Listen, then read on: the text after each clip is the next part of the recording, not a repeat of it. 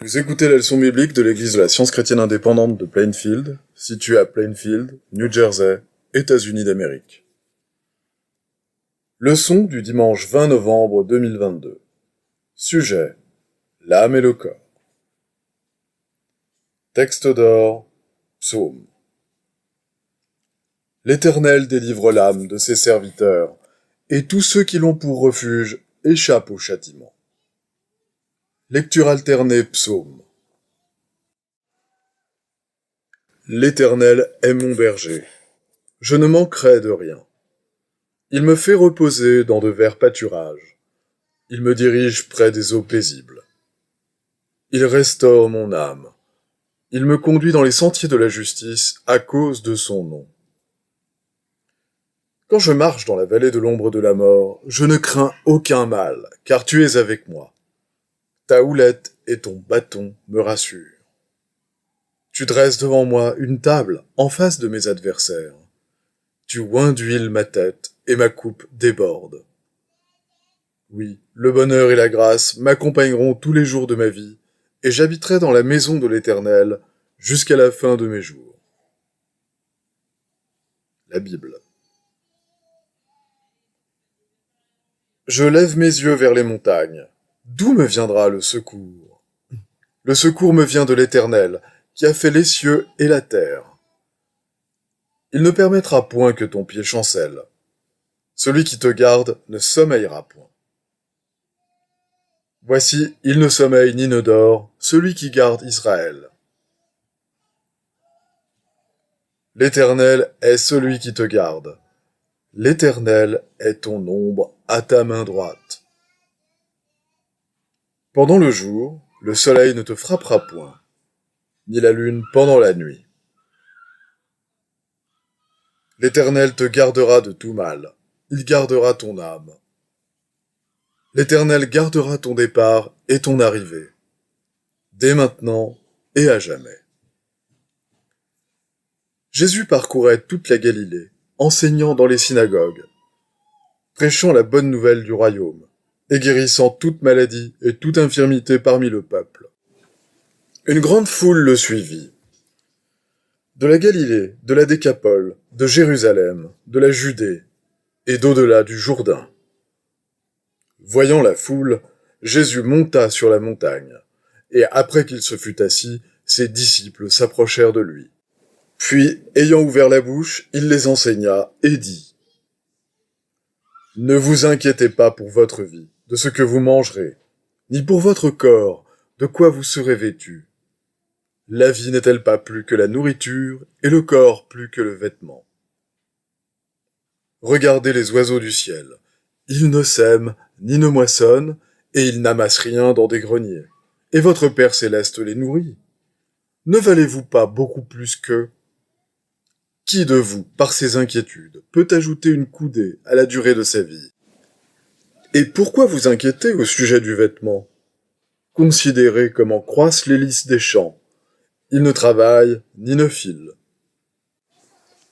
Cependant, je vous dis que Salomon même, dans toute sa gloire, n'a pas été vêtu comme l'un d'eux. Si Dieu revêt ainsi l'herbe des champs, qui existe aujourd'hui et qui demain sera jetée au four, ne vous vêtira-t-il pas à plus forte raison, gens de peu de foi ? Ne vous inquiétez donc point, et ne dites pas : que mangerons-nous ? Que boirons-nous ? De quoi serons-nous vêtus ? Car toutes ces choses, ce sont les païens qui les recherchent. Votre Père céleste sait que vous en avez besoin. Cherchez premièrement le royaume et la justice de Dieu, et toutes ces choses vous seront données par-dessus. Nous vous prions aussi, frères, prenez garde que personne ne rende à autrui le mal pour le mal, mais poursuivez toujours le bien, soit entre vous, soit envers tous. Soyez toujours joyeux. Priez sans cesse. Rendez grâce en toutes choses, car c'est à votre égard la volonté de Dieu en Jésus-Christ. N'éteignez pas l'esprit. Ne méprisez pas les prophéties, mais examinez toutes choses. Retenez ce qui est bon.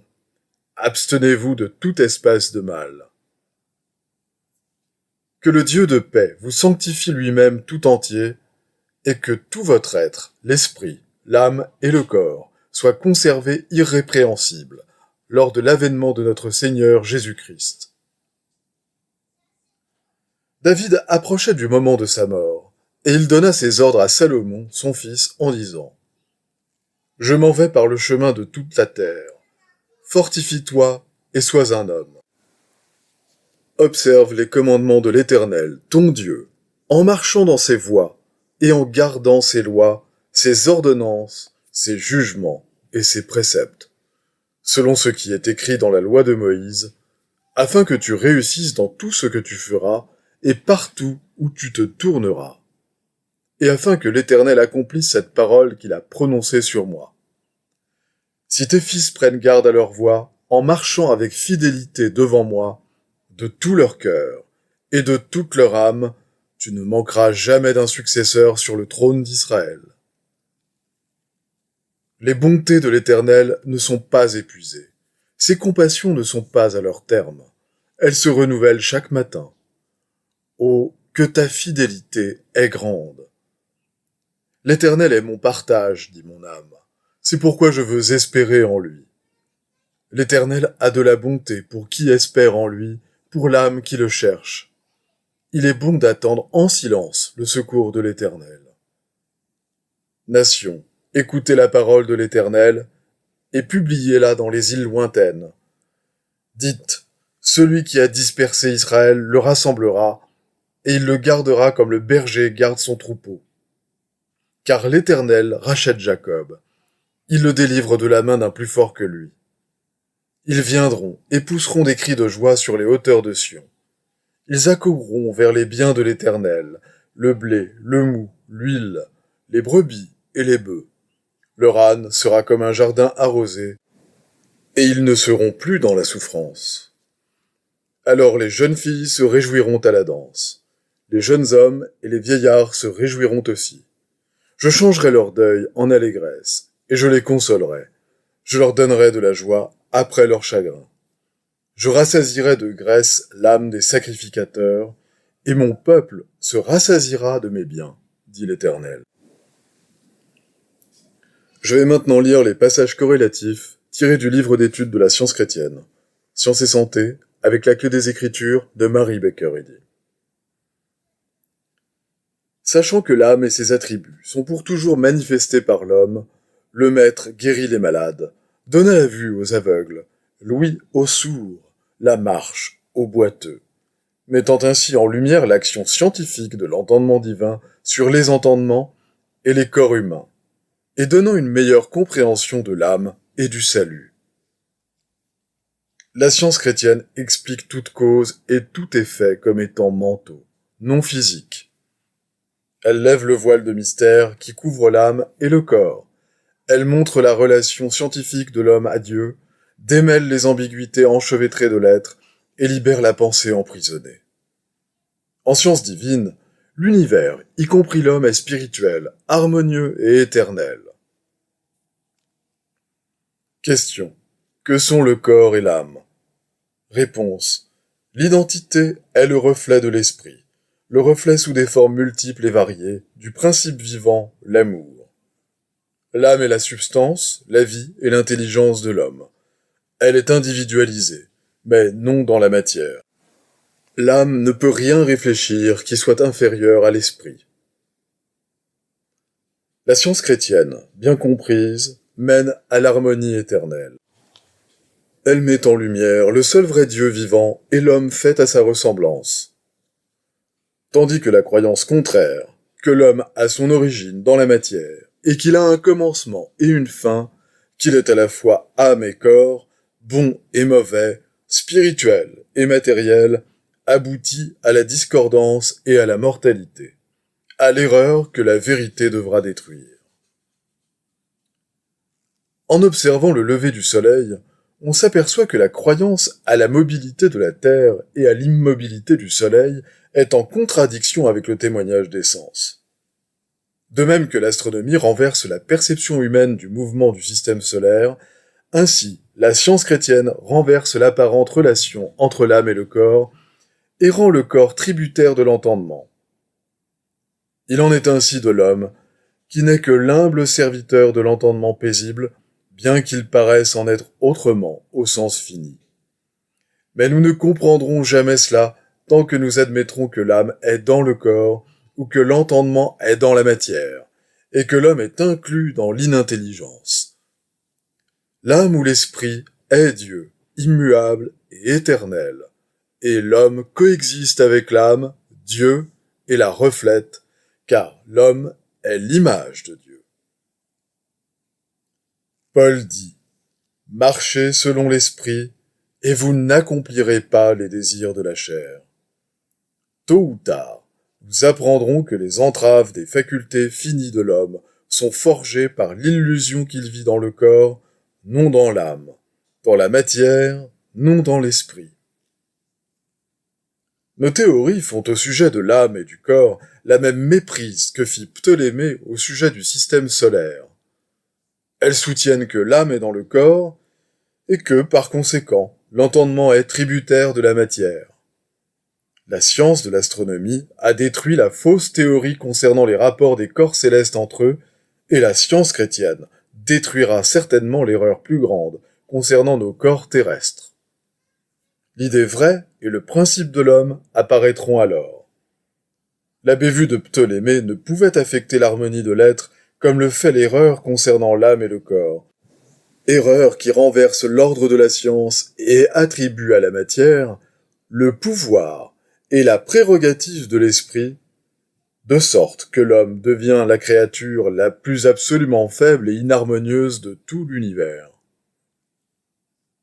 La croyance due à l'éducation, et selon laquelle l'âme est dans le corps, fait que les mortels considèrent la mort comme une amie, comme le marchepied permettant de passer de la mortalité à l'immortalité et à la félicité. La Bible appelle la mort une ennemie, et Jésus vainquit la mort et le sépulcre au lieu de s'y soumettre. Il était le chemin. Donc, la mort n'était pas pour lui le seuil qu'il devait franchir pour entrer dans la gloire vivante. Par suite de la fausse idée que l'on se fait de l'âme comme résidant dans les sens et de l'entendement comme résidant dans la matière, la croyance s'égare jusqu'à tomber dans un sens de perte momentanée ou absence de l'âme, la vérité spirituelle. Cet état d'erreur est le rêve mortel de la vie et de la substance paraissant exister dans la matière, et il est diamétralement opposé à la réalité immortelle de l'être. Tant que nous croirons que l'âme peut pécher, ou que l'âme immortelle est dans un corps mortel, nous ne pourrons jamais comprendre la science de l'être. Quand l'humanité comprendra vraiment cette science, celle-ci deviendra pour l'homme la loi de la vie, voire la loi supérieure de l'âme, qui triomphe du sens matériel par l'harmonie et l'immortalité. L'homme, bien compris, au lieu de posséder un corps matériel sensible, a un corps insensible. Et Dieu, l'âme de l'homme et de toute existence, étant perpétuelle dans l'individualité, l'harmonie et l'immortalité qui lui sont propres, communique ses qualités à l'homme et les perpétue en lui par l'entendement, non par la matière. La seule excuse que nous ayons pour nourrir des opinions humaines et rejeter la science de l'être est notre ignorance mortelle de l'esprit. Ignorance qui ne cède qu'à la compréhension de la science divine, compréhension par laquelle nous avons accès au royaume de la vérité sur la terre et apprenons que l'esprit est infini et suprême. L'esprit et la matière ne se confondent pas plus que la lumière et les ténèbres. Lorsque l'un apparaît, l'autre disparaît. La science révèle l'esprit, l'âme, comme n'étant pas dans le corps, et Dieu comme n'étant pas dans l'homme, mais comme reflété par l'homme. Le plus grand ne peut être dans le moindre. La croyance que le plus grand peut être dans le moindre est une erreur qui produit le mal. Un point capital de la science de l'âme est que le principe n'est pas dans son idée. L'esprit, l'âme, n'est pas renfermé dans l'homme et n'est jamais dans la matière. L'âme et l'esprit étant un, Dieu et l'âme sont un, et cet un n'est jamais inclus dans un entendement limité ou dans un corps limité. L'esprit est éternel, divin. Ce n'est qu'en perdant le faux sens de l'âme que nous pouvons atteindre à la révélation éternelle de la vie en tant qu'immortalité mise en lumière. L'homme est l'expression de l'âme. Les devoirs quotidiens de Mary Baker Eddy. Prière quotidienne. Il sera du devoir de tout membre de cette Église de prier chaque jour. Que ton règne vienne, que le règne de la vérité, de la vie et de l'amour divin soit établi en moi et élimine de moi tout péché. Et puisse ta parole enrichir les affections de toute l'humanité et la gouverner. Règles pour les mobiles et les actes. Ni l'animosité, ni un attachement purement personnel ne doivent déterminer les mobiles ou les actes des membres de l'Église mère. Dans la science, l'amour divin seul gouverne l'homme, et un scientiste chrétien reflète les 12 aménités de l'amour en réprouvant le péché et en manifestant un véritable esprit de fraternité, de charité et de pardon. Les membres de cette Église doivent journellement veiller et prier pour être délivrés de tout mal, pour ne pas prophétiser, juger, condamner, conseiller, influencer ou être influencé d'une manière erronée. Vigilance face au devoir. Il sera du devoir de chaque membre de cette Église de se défendre journellement contre la suggestion mentale agressive et de ne pas se laisser entraîner à oublier ou à négliger son devoir envers Dieu, envers son leader et envers l'humanité. Par ses œuvres, il sera jugé et justifié ou condamné.